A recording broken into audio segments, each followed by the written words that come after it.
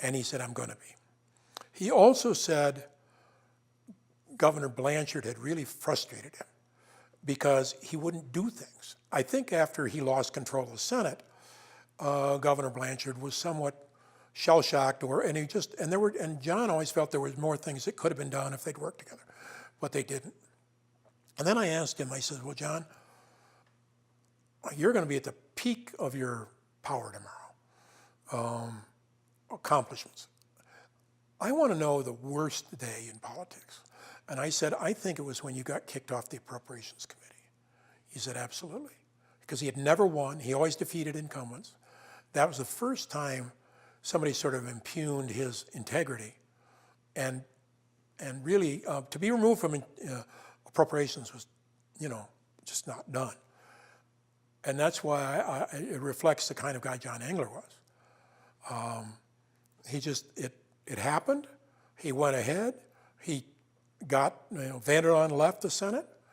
John was minority leader for a couple, 3 months, and then became the majority leader. And the Republicans have controlled the Senate ever since. And 30 years. 30 years. That's quite a undertaking.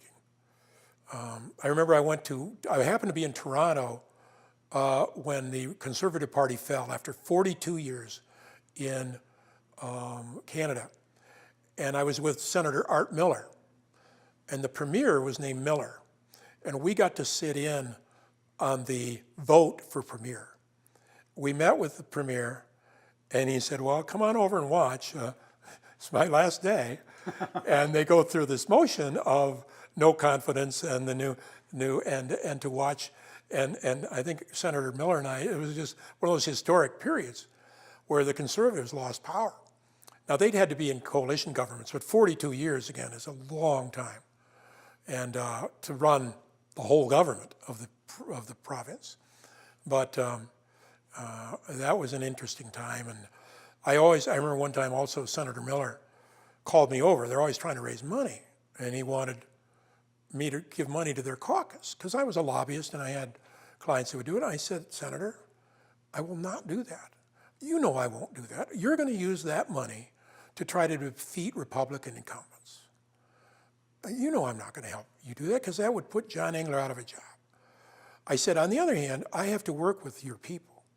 And there's several of them I agree with. And I'll write a check to some of the incumbent Democrats that I work with and that I respect. I know you're going to that means you have to give them less money. I know that. John Engler knows that. But that's the way it is. And I remember Art Miller understood that. You had a relationship with, like, John Kelly. I had a relationship with John, now President Kelly, and now Ambassador Kelly. He was just named Ambassador, U.S. Army Reserve Ambassador, which is a program of the U.S. Army, and he's been put in charge of a big program, and I'm working with him on it. So John Kelly is another survivor over the years. Were you at a meeting with John Kelly with the IRA? We went to New York and had an apartment that Gordon Boardman's corporation had. And John Kelly was there, but he never would show up at our meetings. We had all these meetings with the Bank of Federal Reserve. We went out in the gold vaults, but he was just never there. And then we found out later he was meeting with his Irish friends, let me just put it. And I was never at a meeting with the IRA. In fact, I was never at a meeting with anybody Irish except John Kelly, John Francis Kelly. Richard, let's return to 1990 and the gubernatorial election year. Did you think that John Engler was going to defeat Jim Blanchard? I wanted him to, but I didn't think he would. Had you, over the course of the campaign, talked at all about transition? No, we really hadn't. I would go to brunch with him sometimes, he'd a little time off, and we'd just go, and I would just say, John, tell me how you're going to win again, because he never wavered. But it was the night of the election. After the election, Wednesday night, we went to dinner with the Perrots and John and his new fiancée. And I said at the time, John, I'll do anything you want me to do now that you're governor-elect, except a job. I don't want a job. And the next day, Dan Perrot, who became the chief of staff and the governor-elect, came over and they said, okay, we want you to be transition director. That was on Thursday. On Friday, we had our first meeting with the outgoing governor. So we all went over, and that was, as you might suspect, a very tense meeting. And I remember that we were waiting for Governor Blanchard to come in, and he came in and he said two things that I remember. He said, well, my staff thinks we should declare it a tie. He said, but John, you won. And then he also said, they just told me that Richard's going to be the transition director, and my people say they can trust him. And that was really a good thing to say, because after this acrimonious campaign, we then had to be an outgoing governor, an incoming governor, and we had to work together. So I was a transition director, and probably the most satisfying 2 months of my professional career in terms of helping a governor and a guy that I respected and liked put together an administration. We did some things that I don't think have been done before, but the National Governors Association has used in their new governor's school. One thing we did was we created probably the best law firm in the country. We got all the top lawyers who all agreed to help us do it. And we did research on, for example, every power of a governor under federal law. Nobody had put all that together, but John Engler wanted to know what his powers were.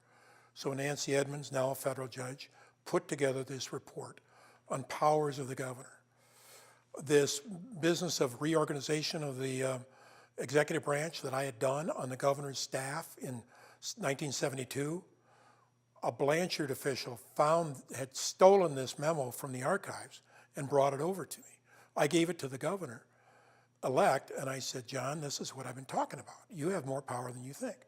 Next day, he told me to go tell Bill Whitbeck that he had to stay after January 1st. He was my legal counsel for the transition. He had to go to work for the governor, a special counsel for reorganization. And from that came all of these reorganization of executive branch by the governor unilaterally under his executive authority that had never been done by Romney, by Milliken, or by Blanchard. So John started this complete rewrite of the remake of the executive branch. And of course it was challenged, and he had to go to court and get it approved. And the Supreme Court upheld everything he did. He almost never lost a case.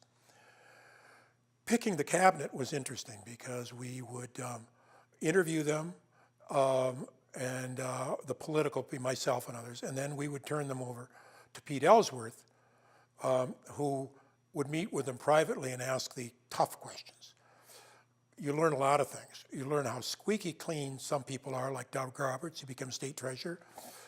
And I remember telling Doug, there is nothing you have done wrong in your entire life that we can find. That's because his dad was a Secret Service man.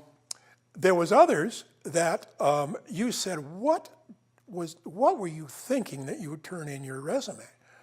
Well, I'm a Republican. I should get this job. And so we had a very interesting thing. One thing about the transition, we had a party Friday night, that night, and I was driving out to it at Kellogg Center. I said, oh my God, I'm going to be the second most popular guy here because I control the jobs. I don't control them, but I control the recommendations to the governor-elect. And I said, I have to have a staff. I had no staff. I had no nothing. We had no office. I'm the transition director. So on driving out to the Kellogg Center, I came up with two names. I said, I need a deputy and I need a legal counsel. Well, Bill Whitbeck had been my partner, and he was, quote, writing a book at the time, meaning he was unemployed. And then I thought of Carol Viventi. Carol had been the governor's secretary, and they had gone to law school together. And she was an Asian American, and she was a woman, and she was a lawyer, and she was clerk of the Joint Committee on Administrative Rules, so she knew the structure of government in somewhat the same way I did. I said she'd be a perfect deputy. By the time I got to that party, she'd had 2 job offers already. And I said, no, you are not taking, with a lot more money. I said, you're going to go to work for the governor-elect, and you're going to be my deputy. And she was. So that period of time would be like 100-hour weeks. It was, very, very hard work, but to create an administration and to run and we had 2 sides of the building. We had the inaugural proceedings, and that was another huge undertaking that you have to do. And one thing people forget is what happens when a new governor is elected.